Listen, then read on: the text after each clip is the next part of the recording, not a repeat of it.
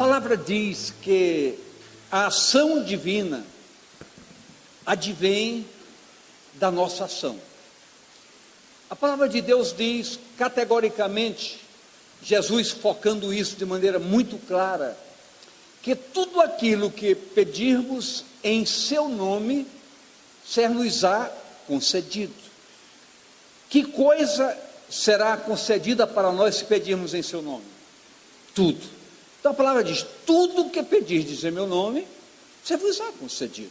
Então o que se percebe na palavra é uma disposição de Deus em abençoar. E a Bíblia que categoricamente nos mostra que o propósito, a vontade de Deus sempre é nos abençoar. Em Jeremias é muito claro, os pensamentos que eu tenho sobre vocês é pensamento de bem, para dar a cada um o que cada um deseja como bem para a sua vida. Então Deus tem propósitos legítimos e maravilhosos a favor das nossas vidas. Eu falava hoje no momento de intercessão que hoje estamos às 18 horas foram concluídas 24 horas de oração a favor da edificação dessa igreja. O que impede que essa promessa se concretize em nossas vidas?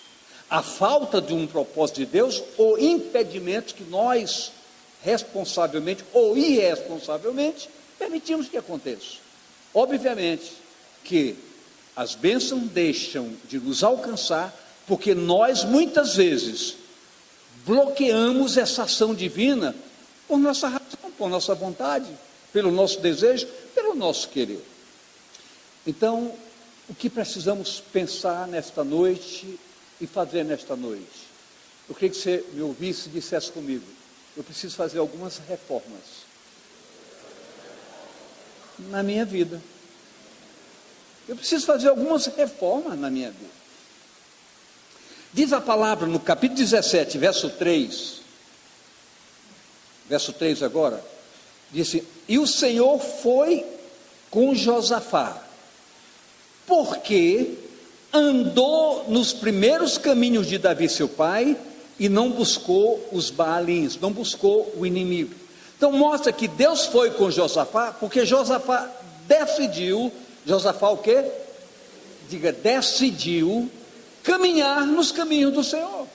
Então uma decisão de Josafá fez com que aquilo que é o foco divino, a ação projetada de Deus para conosco, se cumprisse radicalmente. Por quê? Porque Josafá construiu um propósito, diga, construiu um propósito. Olhe para a pessoa do seu lado, pergunta, você sabe o que é construir um propósito? Pense nisso. Construir um propósito. Queridos, nós somos o que nós queremos ser. Nós somos o que nós queremos ser. Então é preciso que nós entendamos que construir propósito é uma atitude que advém do nosso querer. O que é a salvação de Deus em Cristo? Um propósito de amor. Deus amou de tal maneira que propiciou tudo que era necessário para nos salvar. Agora, o que nós temos que fazer? Primeiro, recebemos a graça em Cristo. Nós fazemos o quê? Diga, eu recebo. Quando eu recebo a graça de Deus em Cristo, eu sou selado com o Espírito Santo. Eu sou o quê? Então eu recebo a graça e recebo um agente de poder que vai me dar tudo que é necessário para que eu possa construir essa salvação. Essa salvação eu recebo como fundamento, mas a concretização da salvação é uma atitude de construção da minha parte. Eu quero ser salvo. Para eu ser salvo, eu vou ter que abrir mão de algumas coisas. Então, quem tem que construir isso sou eu. Diga eu. Eu sou responsável pela minha salvação. Deus fez a parte dele. A nossa, nós fazemos. Mas escute. Josafá era filho de um rei chamado Asa. Segunda Crônica 14:2 diz o seguinte: Asa fez o que era bom e reto aos olhos do Senhor seu Deus. Então nós estamos verificando que quando eu, como sacerdote na minha casa, apregou na minha vida um propósito de agradar a Deus, eu vou deixar como herança construtiva para a minha casa um propósito que é agradar a Deus. Então, obviamente, como sacerdote, Deus vai honrar o meu propósito e vai permitir que a minha casa possa acontecer como disse Josué. Foi Josué disse: eu e a minha casa serviremos ao Senhor. Mas tem que partir de quê? Diga, de um propósito. O propósito estava em quê? Em Josué. Como o propósito estava em Asa, Josafá, seu filho, já seguiu os caminhos do seu pai, e Asa seguiu o caminho de quem? De Davi, cujo propósito era, segundo o coração de Deus, agradar a Deus. Mas escute, quando Asa, o rei Asa, decidiu glorificar a Deus em sua vida,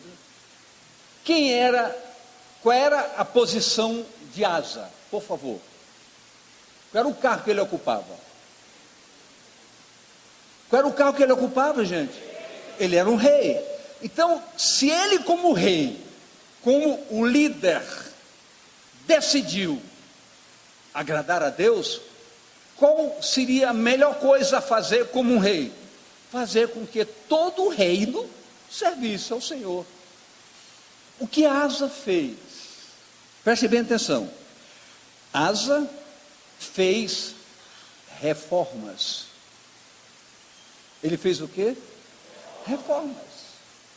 Ele procurou ajustar tudo que havia no reino, não só para que ele servisse ao Senhor, mas para que todo o povo tivesse fundamentos construídos para seguir ao Senhor.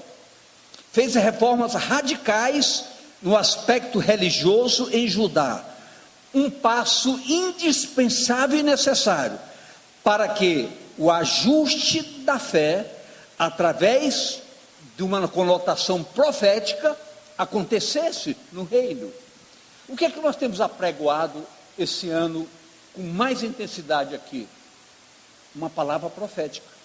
Toda vez que se sobe ao púlpito aqui, há uma palavra de declaração, que esse ano de 2014, Deus vai agir na sua vida, Deus vai fazer mudança na sua vida, Deus vai liberar coisas preciosas para a sua vida. Colocamos aí tempo com Deus, com a família, quer dizer, nós estamos projetando o quê? Uma conotação profética para o bem da igreja como um todo. Eu confesso que hoje eu preciso melhorar um pouco mais a minha fé. Quando eu vi o anúncio ontem, que hoje seria igual a ontem, chuva violenta, trânsito violento, eu digo, não vai vir ninguém. Eu estou vendo bastante gente, até a minha fé aumentou, viu? Graças a Deus por vocês. Estamos além dos problemas. Somos vencedores, mais que vencedores dos problemas. Deus levantou para aquele tempo, fundamentado num propósito de um rei, um profeta.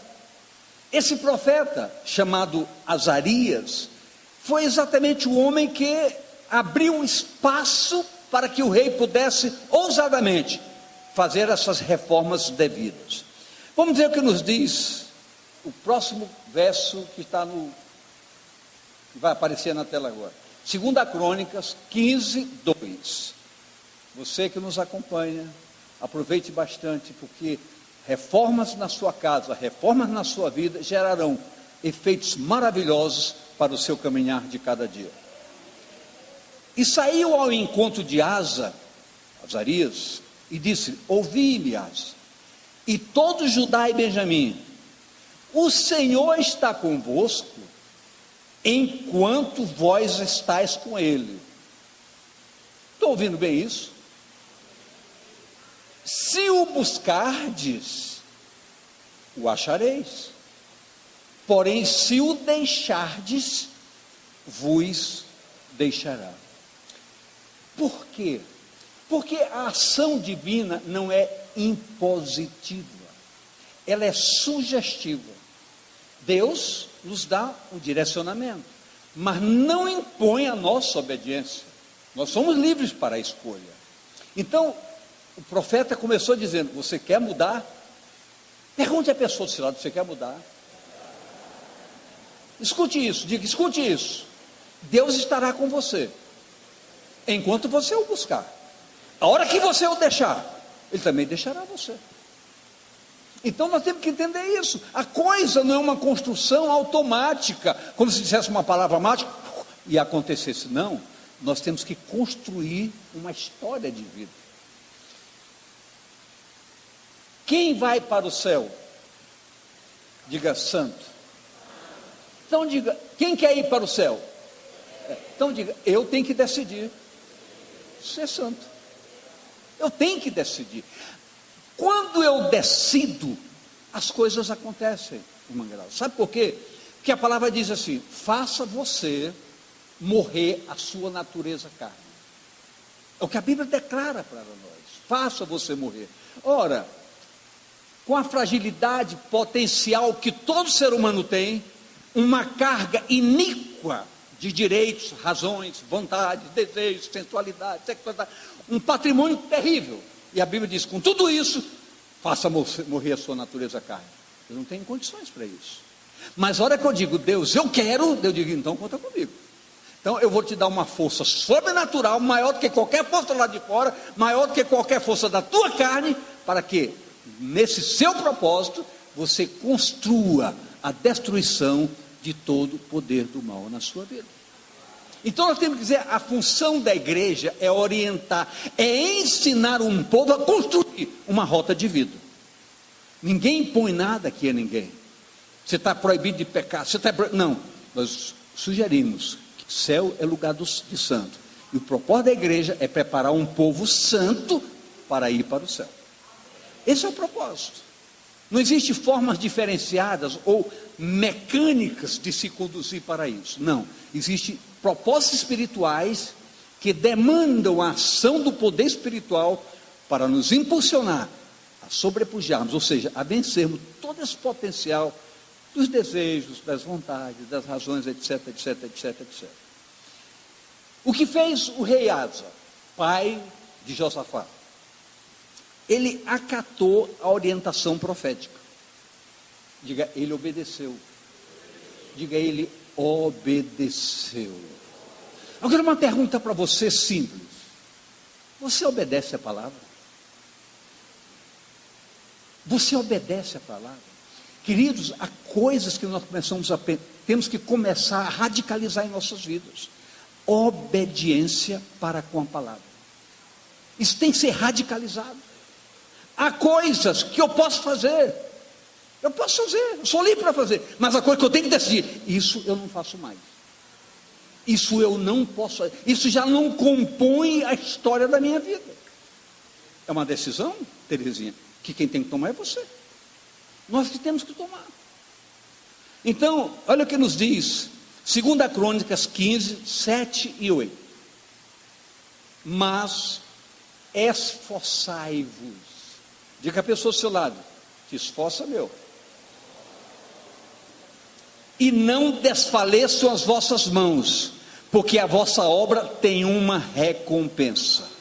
Olha o que a palavra diz, faça isso, abra a mão, porque eu vou recompensar você. Se você decidir optar por me seguir, por colocar sua vida no altar e ter uma vida correta, dentro dos princípios da graça de Deus, do Evangelho do Senhor Jesus, você terá recompensa. Diga, você terá recompensa. Então um detalhe, a sua recompensa ninguém tirará de você. Ninguém, absolutamente ninguém. Você decidiu se relacionar com Deus, Deus se relaciona com você. E quando Deus se relaciona com você, muitas maravilhas acontecem na sua vida. Está muito fraco esse amém. Ok, mas escute, veja o verso 8. Ouvindo, pois, Asa estas palavras e a profecia do profeta, filho de Obed, esforçou-se e tirou, diga, tirou as abominações de toda a terra de Judá e de Benjamim, como também das cidades que tomara nas montanhas de Efraim, e renovou o altar do Senhor, que estava diante do pórtico do Senhor. Então eu digo, o que é que ele diz? Primeira atitude tem que começar em quem? Diga, em mim. Então eu tenho que tirar tudo que é abominável da minha vida. Não me pergunte o que é, porque você sabe o que é. Cada um tem que se olhar, se analisar. com muita dignidade, com muita seriedade, a nossa história só muda com decisões radicais. Diga, a minha história só muda através de decisões radicais. Então, tirou todas as abominações. Então você precisa analisar o que efetivamente precisa ser tirado da sua vida. Ninguém vai lhe sugerir, não é pastor, não é ninguém. Às vezes tem coisinha lá dentro de você, fechar, trancada a chave. Só o Espírito de Deus pode revelar dentro de você o que você precisa fazer. Mas as reformas são extremamente necessárias. Se queremos um 2014 diferentes, nossas vidas têm que ser diferentes. Temos que construir esse caráter diferencial. Asa fez uma limpeza. Diga, limpeza. Olhe para o irmão do seu lado, diga, ele fez uma limpeza. E agora olhe nos olhos, você precisa fazer uma limpeza completa. Isso é um fundamento extremamente de decisão, extremamente demandante de decisão. 2 Crônicas 15, 12. E entraram, presta bem atenção, está vendo aquele ali, escrito ali, tempo com Deus? Isso é uma proposta profética para a igreja. Isso aconteceu naquele tempo lá. Olha o que fez o rei Asa. E entraram num concerto de buscarem o Senhor, Deus de seus pais, com todo o seu coração e com toda a sua alma. É preciso a gente parar um pouco, porque a palavra ela é sempre fundamentada em estratégias completas. O acordo foi: vamos buscar a Deus de todo o coração e de toda a alma. Ou seja, não é permitido divisão. Não se permite divisão, não se permite, por hipótese alguma, servir a dois senhores. É inadmissível. O que é radicalismo? Radicalismo é a exatidão de uma determinação. Por exemplo, há coisas. Tem um filho, uma filha. Ah, pai, deixa eu fazer isso. Uma festinha. Ninguém vai se embebedar. É só uma. Não. Mas, pai, todo mundo faz. Não. Mas o que que tem? Não. A minha decisão tem que ser o que eu sou, não o que os outros querem que eu seja. Você está me ouvindo? Ouça, a sua responsabilidade aumenta muito mais porque você ouviu. Não podemos abrir brechas, nenhuma. Conosco tem que ser sim, sim, não, não. A palavra diz isso, o que passa disso não provém do Senhor, é maligno. Aparentemente não tem nada agora, terá depois. Jesus disse para o discípulo: o que eu faço? Você não percebe agora, vocês vão perceber só depois. Decidam agora para ver depois. Então nós temos que decidir hoje, com radicalismo, certas posições nossas. Eu posso ouvir amém? Agora escute. Isso significa excelência de posição. Uma tomada de posição por excelência.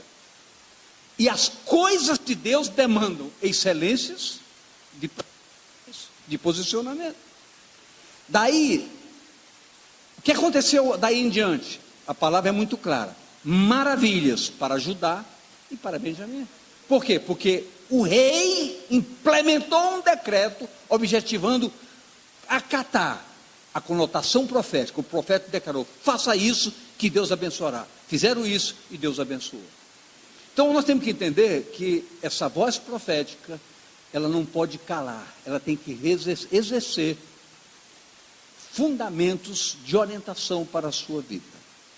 Então Josafá, depois de seguir os passos de Asa, seu pai, encontrou um caminho livre para dignificar a adoração a Deus no seu reino, levando o povo a um compromisso. A preocupação de Josafá era muito clara. E eu quero dizer para vocês algo muito sério nesta noite. Sabe qual foi a primeira preocupação de Josafá para seguir todas essas normas estabelecidas pelo seu pai? Sabe qual foi, pastora Rosana? A palavra. Cuidado com a palavra de Deus. Está escrito? 2 Crônicas 17, 7 e 9. Olha o que está escrito. E no terceiro ano do seu reinado, enviou ele os seus príncipes, Abel, Abadias, Zacarias, Natanael, Micaías, para ensinarem nas cidades de Judá. 9. E ensinarem Judá, e tinham consigo o livro da lei do Senhor. E rodearam todas as cidades de Judá e ensinaram o povo a palavra. Ensinaram o povo a comerem o rolo do livro. E esse rolo do livro, muitas vezes é doce como mel na boca, mas se torna muitas vezes amargo no nosso ventre. Mas por quê? Porque o propósito de Deus é tratar, é transformar, é cuidar, é mudar a nossa história. Então a preocupação do rei Josafá foi a palavra. O povo precisa caminhar na palavra. Agora vem o mais sério de tudo isso. Queridos, quando eu falei em radicalismo, ratifico a palavra dizendo, esse livro é de extremo radicalismo. Aqui fala, não minta, não engane, não roube, não traia. Tudo está escrito aqui. Há coisas aqui que maculam todo um processo de pressão social. A pressão social hoje é de acomodar situações. Vamos permitir isso, vamos permitir aquilo. A palavra diz, não se permite o impermissível. Então nós temos que entender isso. A coisa de Deus é séria. E a sua palavra reflete essa seriedade. E temos que vivê-la na intensidade. Diga a pessoa do seu lado, a palavra de Deus é séria. Diga com muita seriedade. Queridos, nós somos tendentes a acomodar, nós somos tendentes a jeitinhos. Deus não tem jeitinho, ou você é ou você não é. Então nós estamos aqui hoje para quê? Para dar um passo a mais, para crescermos, evoluirmos no entendimento da palavra de Deus, para conhecermos a essência dessa palavra e permitir que essa essência adentre no recinto do nosso entendimento e nos ajude a construir uma estrutura capaz de absorver essa verdade e vivê-la. Absorver e vivê-la. Viver é a essência, viver é o propósito.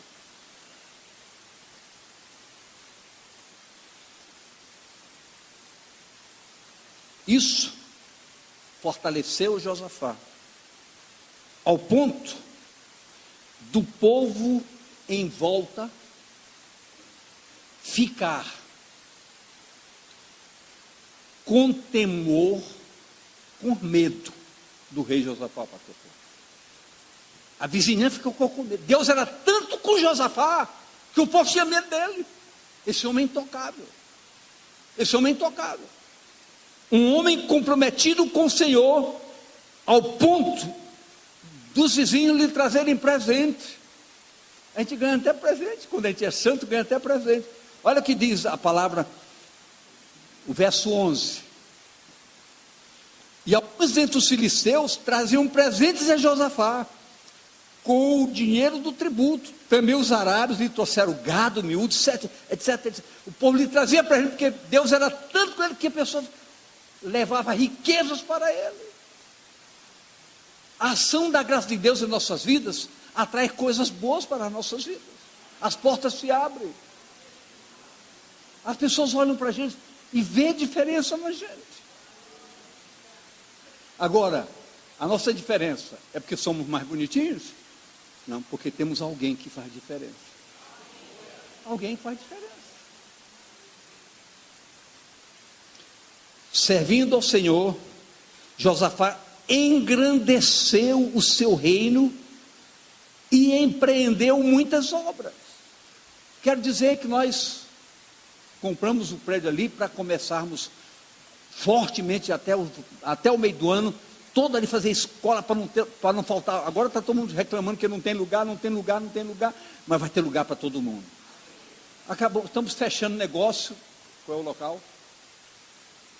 Na Mário Covas, um galpão. Estamos negociando o aluguel de um galpão já com climatizado, para abrir uma frente de trabalho lá, para pegar o povo mais perto. Com essa chuva não deu para chegar aqui e chegar lá.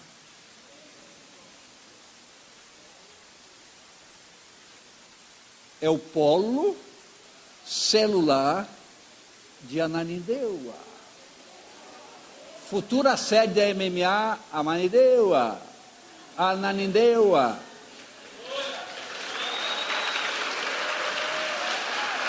Uau!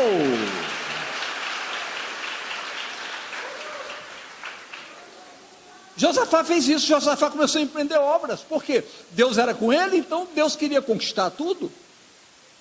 E Deus quer conquistar Belém, o Pará, o Brasil. E nós temos que fazer a nossa parte. Fazer a nossa parte. Amém, queridos? Josafá se deparou. Eu queria que você dissesse algo comigo. Servir a Deus é muito bom. Somos abençoados, mas arranjamos inimigos.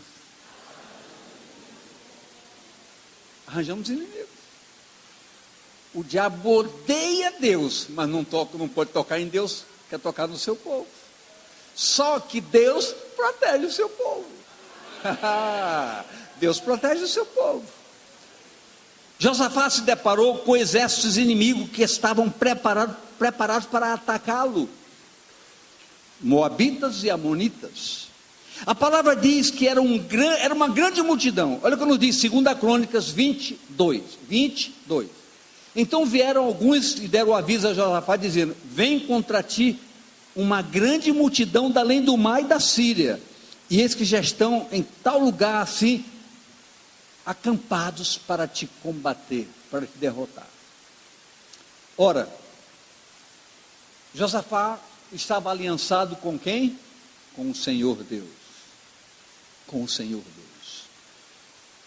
Olhe nos olhos do seu irmão. Se ele não der atenção para você, pega no braço dele e dê um puxão. Olha para mim. Mas dê uma sacudidela mesmo e olhe nos olhos e pergunte: você está aliançado com quem?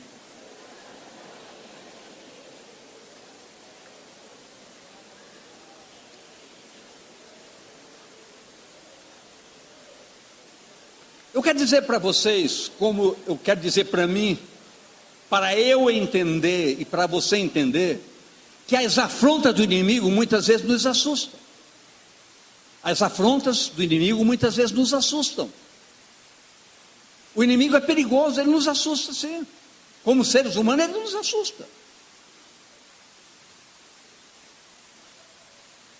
Humanamente, essa informação recebida pelo rei Josafá causou medo ao rei Josafá. Sua atitude foi fazer o quê? Lê aquela placa lá: tempo com Deus. O que fez Josafá? 1 Crônicas 28, 9. E tu, meu filho Salomão, conhece o Deus de teu pai e serve-o com um coração perfeito e com uma alma voluntária. Porque esquadrinha o Senhor todos os corações e entende todas as imaginações do pensamento. Se o buscares, será achado de ti. Porém, se o deixares, rejeitar-te-á para sempre. Jeremias 29, 13. Jeremias 29, 13.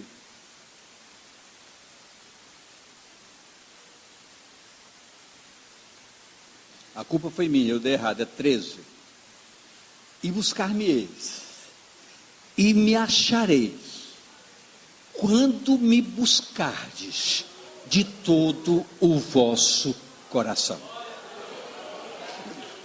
Então, olha.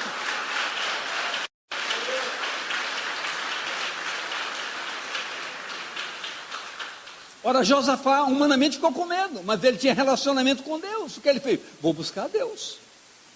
Vou reunir o povo, uma vigília de oração, 24 horas de oração, vou buscar Deus. A atitude do rei não foi isolada. Não foi isolada, ele não disse, eu vou sozinho, não. Chamou toda a igreja, todo o povo. E a igreja mergulhou junta em propósitos. Mergulhou junta em propósitos. É preciso que nós entendamos que muitas vezes você aguarda, querido, você fica guardando uma palavra profética diretiva, dizendo, queridos, essa semana faça um jejum disso.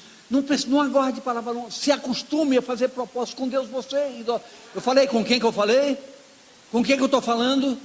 Por favor, com quem que eu estou falando? Então, acostume você a fazer projetos pessoais com Deus. Não aguarde uma voz de comando, não seja prático no relacionamento com Deus. Amém mesmo?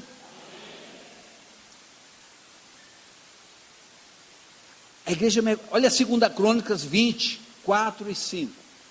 Olha o que diz.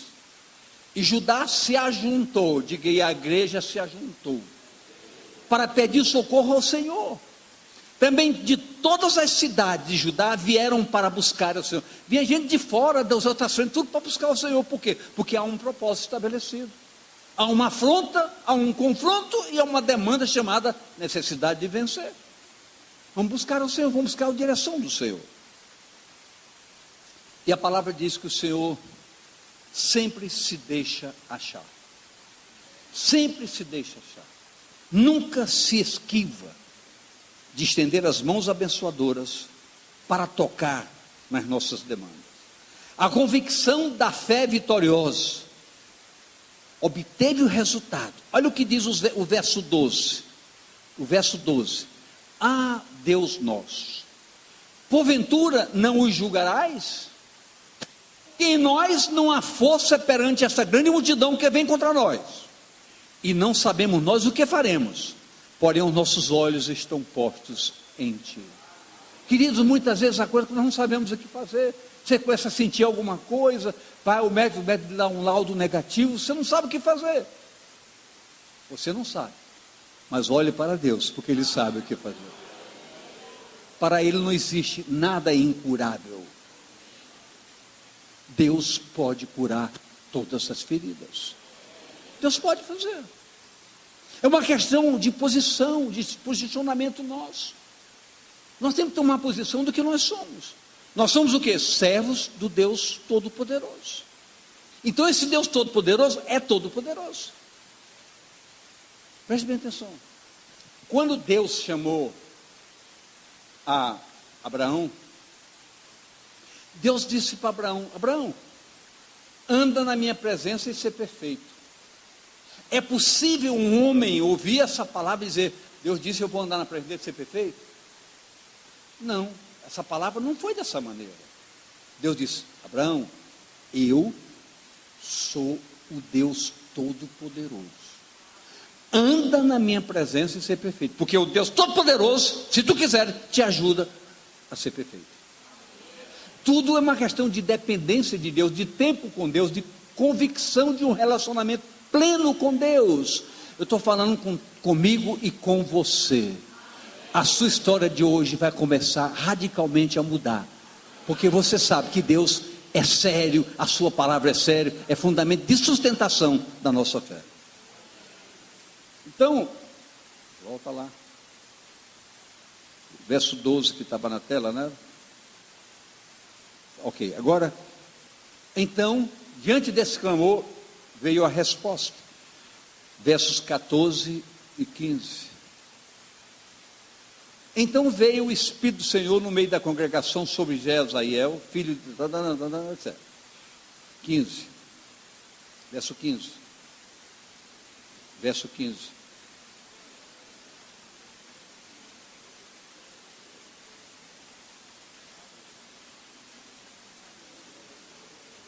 vai chegar.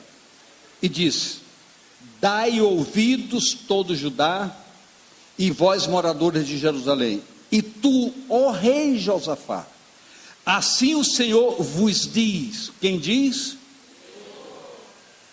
Não temais, nem vos assusteis, por causa dessa grande multidão, pois a peleja não é vossa, senão de Deus. Então, está aí a resposta. Ele diz: nessa guerra, vocês não vão nem sequer lutar, vocês vão ficar parados, vão ficar postados diante de Deus. Deus vai agir. Então há coisas que você não pode, mas Deus pode. Ele diz: você não pode? Deixa comigo. Essa doença é incurável? Deixa comigo. É morte? Eu ressuscito? Deixa comigo. Então nós temos que entender que essa é a dinâmica da dimensão radical que Deus quer que nós ousemos na sua palavra. Atentemos para o fundamento da palavra. A palavra demanda fundamentos. Vamos buscar esse fundamento. 2 Crônica 20:17.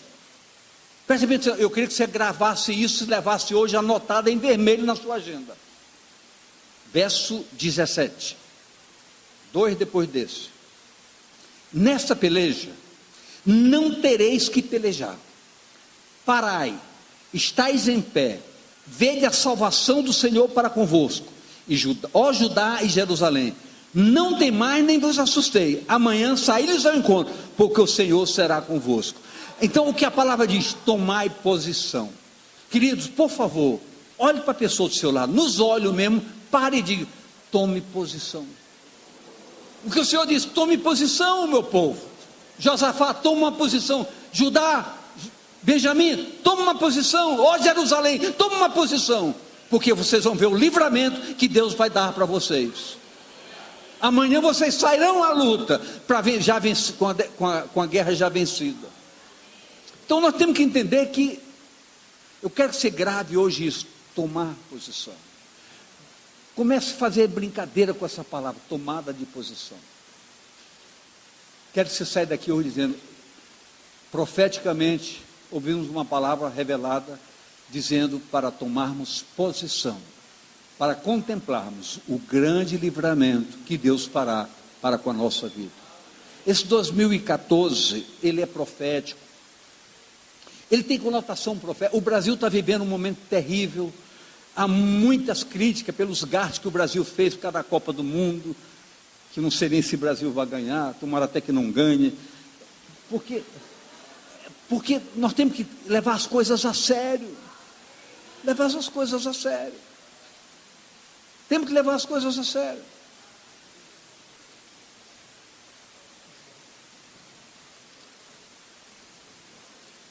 Agora, pergunte à pessoa do seu lado: meu irmão, o que é fé? Pergunte: o que é fé? Pastor Segundo, o que é fé, pastor Segundo? O que é fé?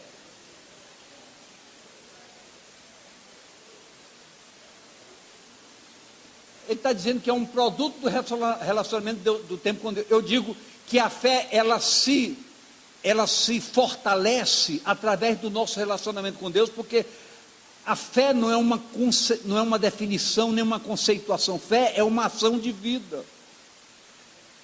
É o direito de acreditar em algo de maneira indiscutível. Não se discute. Isso. É definido. Não é nem conceito, é definição. Então, preste bem atenção.